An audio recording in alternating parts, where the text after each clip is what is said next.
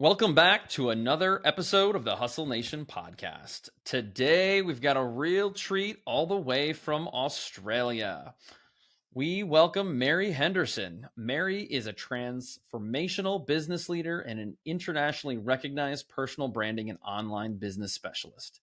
Mary helps industry experts systematize, digitalize, and commercialize their knowledge, wisdom, and skills into a scalable and profitable online business and brand so they could become an authority in their niche. Mary has 22 plus years of experience in building 7 and 8 figure businesses and building high performance sales teams in the IT sector. She also has 15 years in delivering online solutions for large and small businesses. She has been featured in many publications and is regarded as a thought leader in the digital sector. Mary, welcome to Hustle Nation podcast. Hi, Chris. Hi, Dustin. Thanks for having me. I appreciate it. Thank you so much for joining us. I know we got a bit of a time difference, so I love it when we can accommodate people in different parts of the world and get new perspectives. Well, I'm the future you, so it's my Friday morning, and I think it's your Thursday afternoon. So there you go. I love that, the future you. Very Yeah. cool. Mary, you've been in marketing for a long time. Tell us a little bit more about your journey and how you got to where you are now. Well, oh my God, it's been such a journey, Chris. I would say my career never started in IT. My career actually started in media, and I just hated media. I was working for the largest TV channel and here in Australia, and in the sales and marketing department, and it just was not me at all. It didn't resonate. I just always felt like media was always old, like it was never new. And tech for me was just like, let's go. It was always fresh, it was vibrant, it was young, it was dynamic, and I just desperately wanted to get into the IT sector. So my career, I always say, started at around year 2000, when the tech industry was booming like crazy. I think Google just launched that year. Everything just went absolutely crazy in year 2000, and so did my career as well. So I started in a sales capacity, working in tech industry. I came face to face with personal branding in year 2000, actually, and when I really started to understand the power of it, just because of one sliding door moment. And I built on that experience. And not only did I build on it, I became very, very conscious of the power of personal branding. And because of that, I knew exactly consciously how to command my demand and create, a need, if you will, for the problems that I knew how to solve. And then I got headhunted by a Californian company, a tech company, which I became VP of sales for them for the Asia Pacific region. And I did that for 4 years. And in 2005, I transitioned into entrepreneurship and I started my own business, which essentially was a software business. And as they say, the rest is history. You kind of learn from your failures and your mistakes, and you go up and you go down. My software company became a multi-7-figure business. I merged it with a creative agency. In 2012, I took a 12-month sabbatical to really. I think I hit rock bottom, even though people on the outside were thinking, wow, she's so lucky. She's got her business. Look at the lifestyle she has, blah, blah, blah.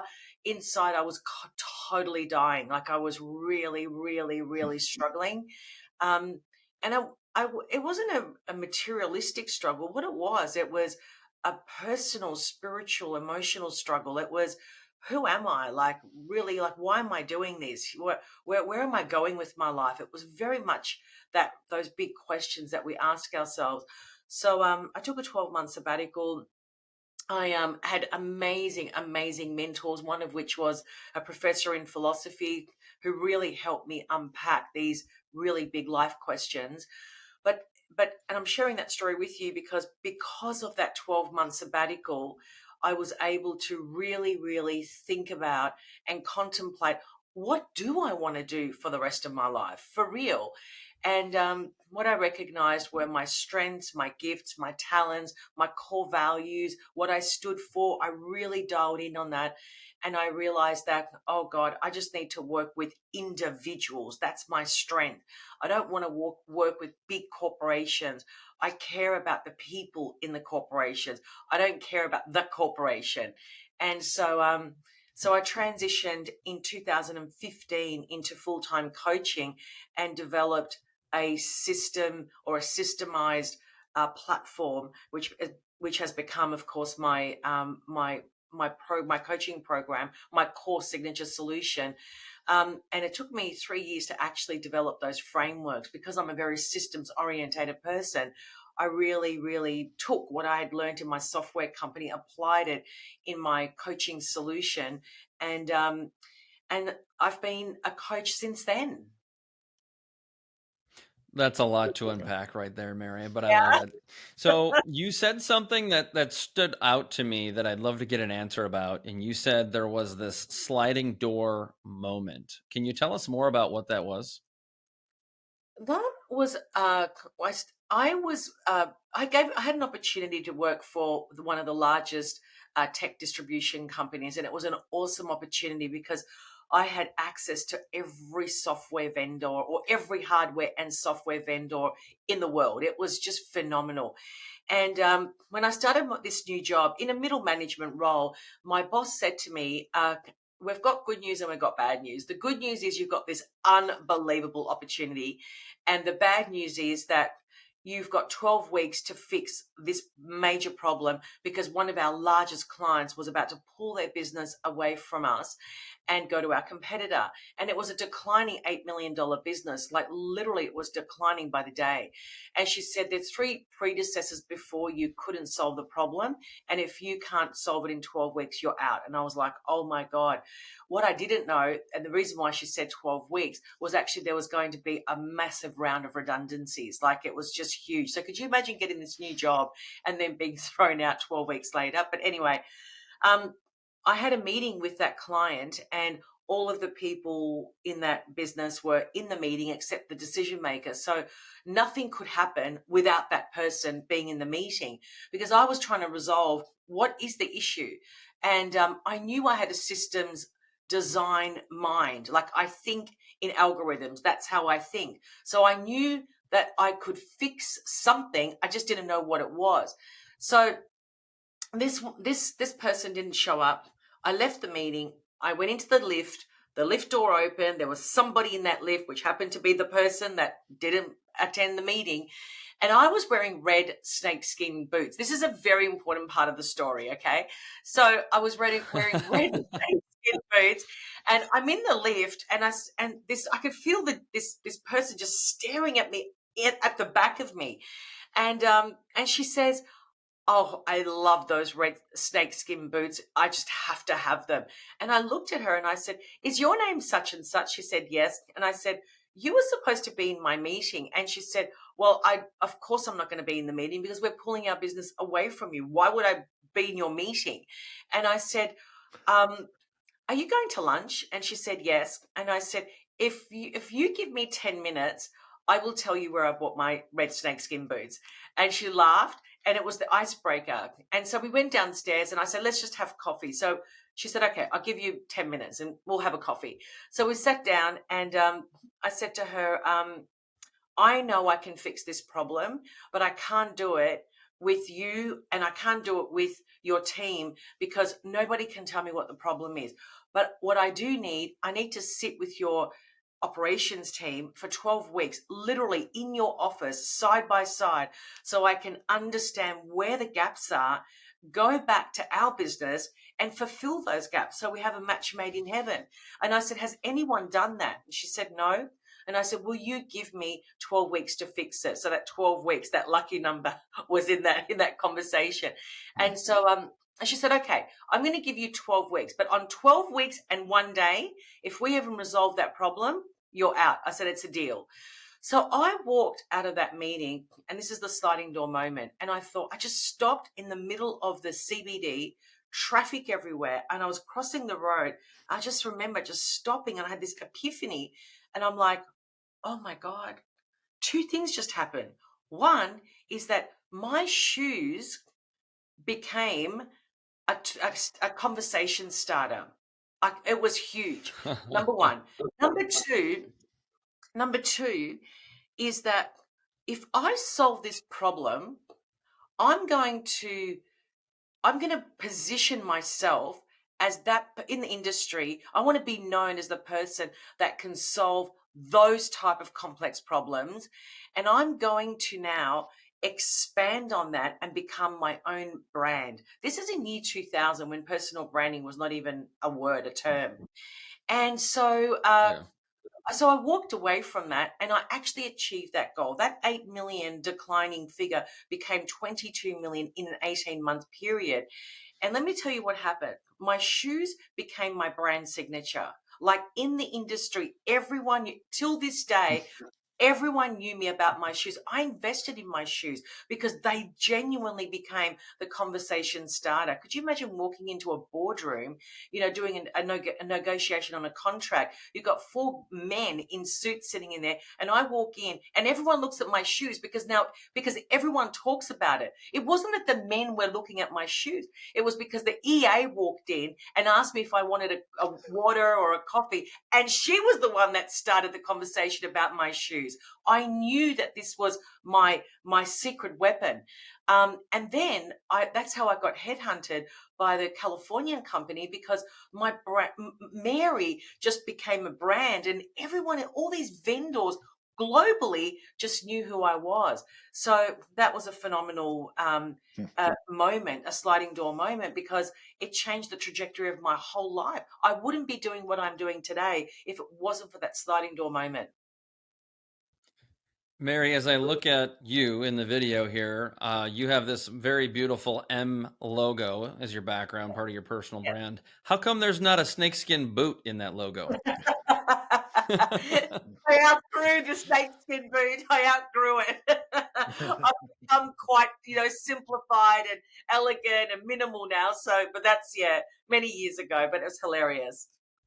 So Mary, one of the things that you kind of glazed over in that story was that ability to, on a snap, right, when that woman found your boots, to recognize who it was, who they were, and then ask still for those 10 minutes.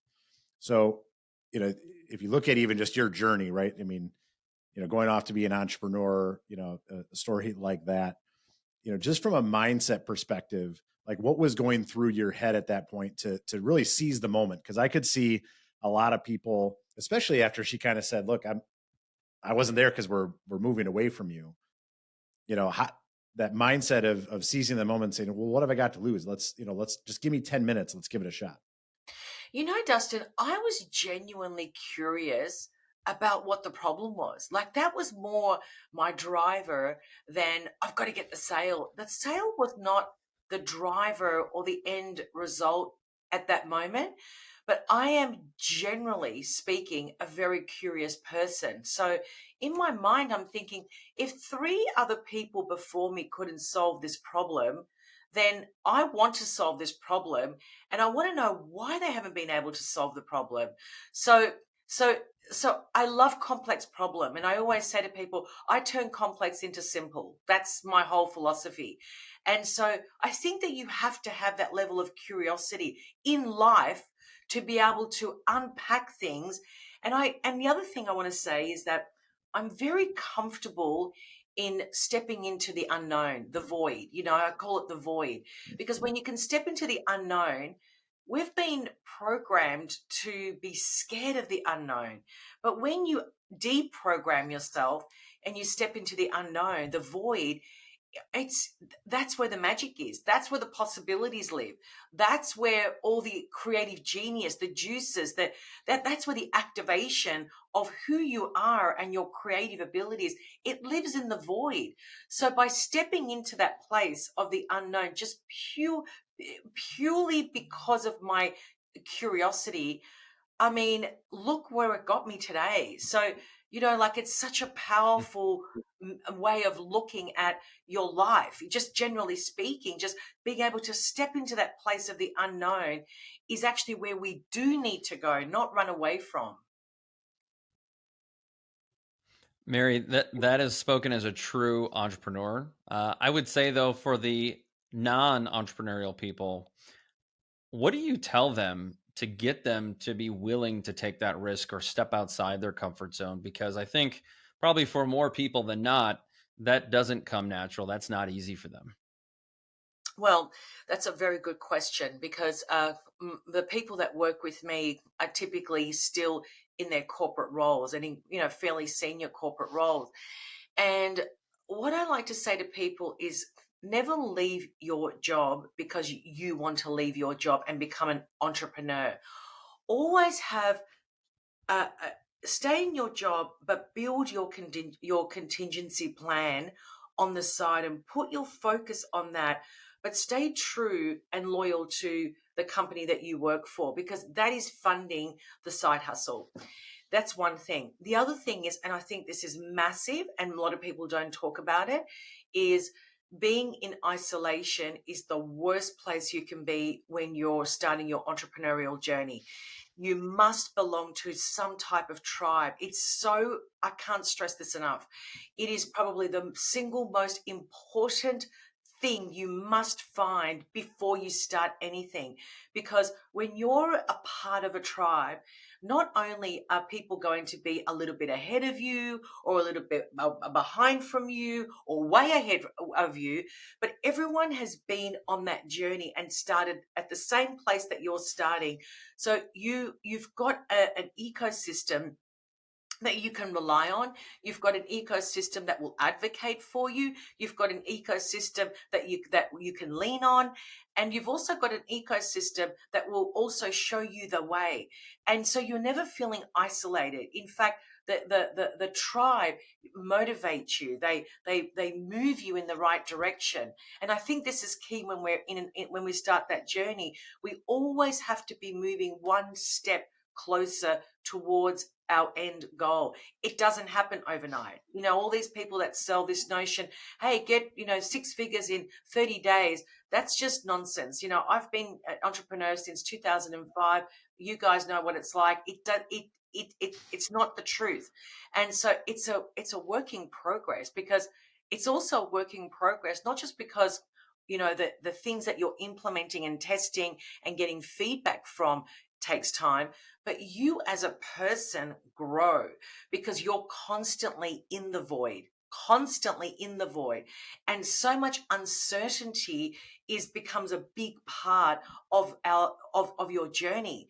And you have to have that, I don't like to use the word thick skin, but I think you have to be open to that and accepting of that.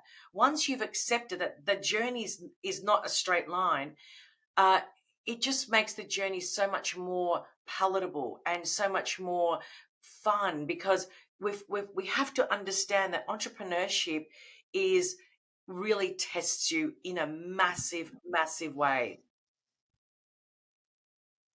Mary, the other thing you spoke to is that genuine curiosity. And I think a lot of times when people are, whether it's entrepreneurship or trying to grow their business or trying to grow their career or whatever, I think so often people make the mistake of it being more of a selfish reason, as opposed to that, to your point, that genuine curiosity of, I just want to go solve the problem. And if I go solve the problem, I can figure these other things out. And, I'm curious, you talked about your software company and then now into your coaching and things like that. How are you searching for those problems to solve?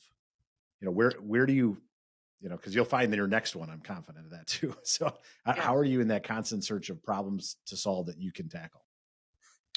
Well, I think for me, I'm way ahead in my entrepreneurial journey. So I'm going to maybe just answer this a little bit differently. I think that one of the things that we need to implement in our own businesses is a systems design approach, because when you have systems in place, then you're relying on a feedback loop. Only a system can give you a feedback loop. So when you have a feedback loop, then you're constantly collecting data. When you're collecting data, that's telling you where the problems are, and for me, that's what I thrive on. So if I can see that there are problems, I'm thinking to myself, I've got to solve this problem.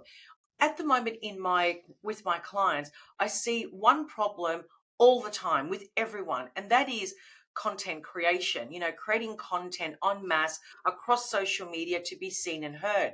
So I come from a tech background, tick. I've got this thing called AI now, tick. And I'm thinking, how can I leverage my frameworks that are very they've been built with precision, with a technology mindset. So how do I get that framework and take out all of the key questions or the matrix that we've developed when we're understanding, say, a target audience? How do I take that framework and plug it into AI so AI can actually create content en masse that's strategic and deliberate, that incorporates emotional triggers, that incorporates psychology, that incorporates specifically the needs, the wants, the pain points, the desires of the person that I want to start a conversation with. So me just putting into Chat GPT, female coach, 40 plus, struggling, is going to spit out passive content. That has no meaning to me. It's just like a straight line. And it's like, well, what do I do with this? Because it's passive. But if I can integrate my frameworks, my system with AI, now I'm going to get extremely dialed in, very focused content that has emotional triggers, etc. And create content en masse so that my clients can actually get a lot of content very, very quickly and be able to plug that into all of their social media platforms, because that is a big, big problem. So how do we get to that point? I need the feedback loop. So my clients are telling me this is my problem and I can see it. So I think that to answer that question, if we don't have a systems approach to our business, I don't know how you solve complex problems, because it's always random and reactive. Oh, I can see a problem there. I'll just go there. Oh, hang on a minute. My brand was this today, but now I'm going after chasing here. So now I'm this today, tomorrow. So people are bouncing back and forth, back and forth. And that's actually not entrepreneurship. Entrepreneurship is being super laser focused. It's like, this is my area of expertise. I don't know what the product's going to look like, but I know this is my lane and I'm going to master this. Like I'm going to create a solution around this one problem that I know I can solve. And I'm going to go down that path and see where it takes me, rather than going, I'm going to be this today, that tomorrow, this today. And so the entrepreneurial journey never ever takes off, because you're doing a little bit here and a little bit there. I don't believe that's entrepreneurship, in my opinion. And the other word I want to park here as part of this dialogue is we have to take on that systems approach, because when we think like that, we're always ready. We're always ready, because the amount of intelligence that I have, just because I have a systems approach and I have so much feedback, I'm always ready to create product. I'm always ready to create new solutions. I'm not waiting. I'm ready. And that's a very important part of this journey. Mhm. That's That amazing. marriage of people, process, and technology is so critical. I think so Mm. often people are relying on one of those three, but tying those three together. I mean, I know in our business, insurance consulting business, right? There's so many people that are like, well, this is just what I remember from last week or the week before. Well, you got to build it into process and technology, because otherwise it's consulting by random, right? It's coaching by random. The reality is in today's world, there's so much information out there. We got to boil it down. And, to your point, the advent of technology and AI and things like that, AI by itself isn't necessarily all that intelligent, right? Correct. You gotta find ways to drive it and to coach it and utilize it, just like any technology. That's exactly right. I see it as an entity. It's like, okay, I've got all these data points. Now I need you to work for me. I'm not going to work for you. I need you, AI, to work for me. And so we've got to flip it, because when you can flip it, then it becomes very powerful. Mary, I love the angle you're going here, because I talk a lot coming from a marketing background, and I was speaking at a conference last week, and I asked the audience, was about 220 people, quick show of hands, who has a strategy. And I know Dustin's heard me say this before many times. And you get about 7 hands. And then I said, okay, well, who has it in document format? And yeah, you got about 3 people out of about 220. And I look around and I just kind of stop and think, it's no wonder most of you are struggling with your marketing, or probably your business in general. Because if you don't have a marketing plan, you probably don't have a business plan. And the next slide, I ask, well, who has a vision? Like, what do you want to achieve this year? And I ask somebody, and they're like, well, it'd be nice to have more downloads and more leads. Well, that's not a plan or a strategy. But more importantly, I think really distilling it down is, even if you did have one, I think most people don't even utilize it because it's too complicated. So most of this, is what I'm getting at, is a lot easier than we make it. But we just need a plan, right? We need a direction. Otherwise, we feel like we're in that hamster wheel. I tried it, doesn't work. I dipped my toe in the pool. It's too cold. I don't like it here. I just, do you find that to be true in your business with your clients? Absolutely, and it happens all the time. And I think you made a very valid point, Chris. I think that people are chasing fame. To be honest with you, I really do. I think social Yeah. media has opened up a platform, and the reason why people don't have a strategy is because they genuinely want to be famous. I can tell you this. I have so many people on social media who have hundreds and thousands of followers. Most of them have called into me, like book strategy calls. And and the one thing they all have in common is the hundreds and thousands of followers they have do not convert to dollars. Okay, that's the one common theme. Number one. Number two, they do not have a strategic and deliberate content plan, sales plan, go to market plan, nothing of that sort. And the third thing is, and this is where it gets very dangerous, is most of those people, even the ones that want to start their entrepreneurial journey, they actually don't have a problem that they can solve. They don't know what problem they can solve. And when I always break it down, I always ask these people the right questions. And then the bottom line always is, and I always end up saying, so what you want is, you want to be famous. That's really what you want. And they're like, oh, yeah. And I'm like, I know that's what you want. So you need to go to Hollywood, and you need to find a Hollywood agent that's going to make you famous. Because I work with super, super intelligent people that genuinely want to make a difference in the world, because they have 20, 30 years experience in their area of specialization, and they want to systemize that. So that they're the brands that I work with. But you're talking about being famous for being famous, like a AKA Kim Kardashian. So I'm thinking there Influencer. are, yeah, that's right. But you see, the influencer's now dying because the influencer doesn't have any more to bring to the table than false No. eyelashes, injected lips, and and a fucked up body. I mean, who cares? And I see this on No Facebook. value. There's no value, Chris. You see all these, especially females, and I just cannot believe that this is happening when all these women are fighting for equality. But these women on social media are taking photos literally of their G strings with their backside, telling other coaches, this is the laptop lifestyle. I'm like, I don't want your butt. I don't want to wear a G string. Like, that's not aspirational to me. It's not what I want. I don't see that as the laptop lifestyle. I'll tell you what I see as a laptop lifestyle: being able to take my kids, my children, on an expedition to Europe or something like that, and having the time of our lives so they can experience things. That to me is the laptop lifestyle. Spending time with the people I love, that's the laptop lifestyle to me. So doing those, creating those, I want to be famous and look at my body, buffed up body type of photos, and telling me how to create offers on the fly to become a 7-figure coach is hideous. But this is what we're dealing with.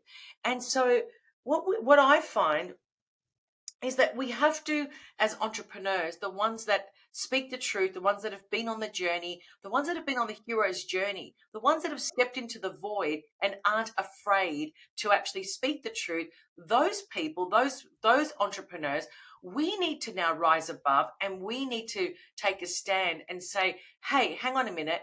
Do you have a strategy? Do you have a vision?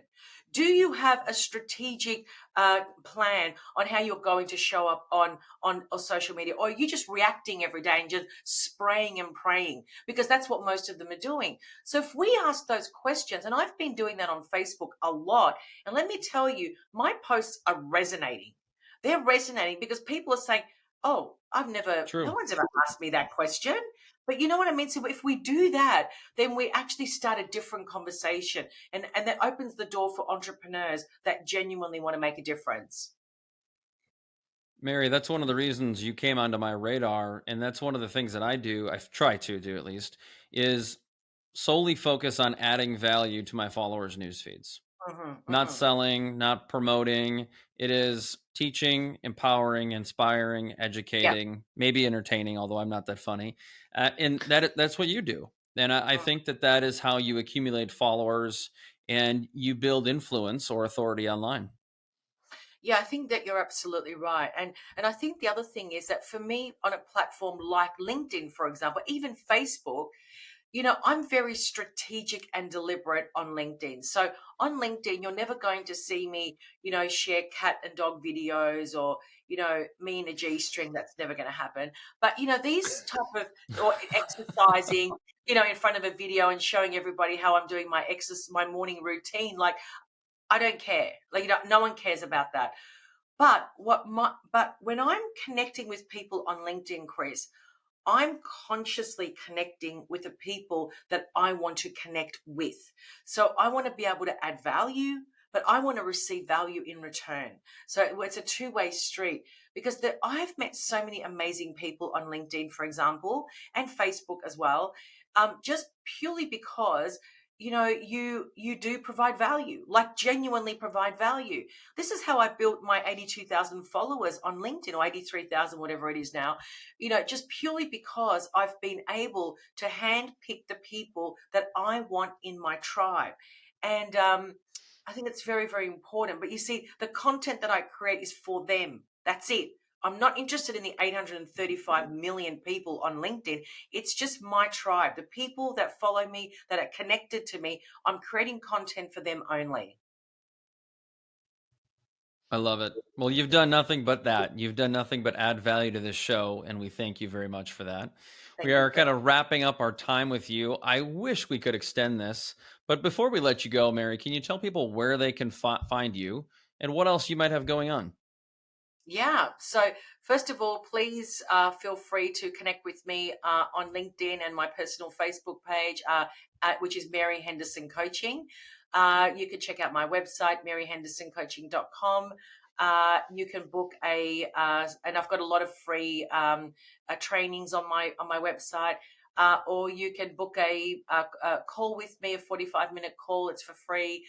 As long as you are ready to go down this path of entrepreneurship. And that's maryhendersoncoaching.com/apply, APPLY. That was great. We appreciate your time. I love talking AI. I love talking business, and the story about the boots. I mean, that was amazing. Thanks for sharing. Thanks, Chris. I don't know that Dustin. applies to me, but yeah. Thanks so much. Well, to all you listeners out there today, thank you so much for tuning in, for downloading, for reviewing. We appreciate you. We'll see you next time. Peace.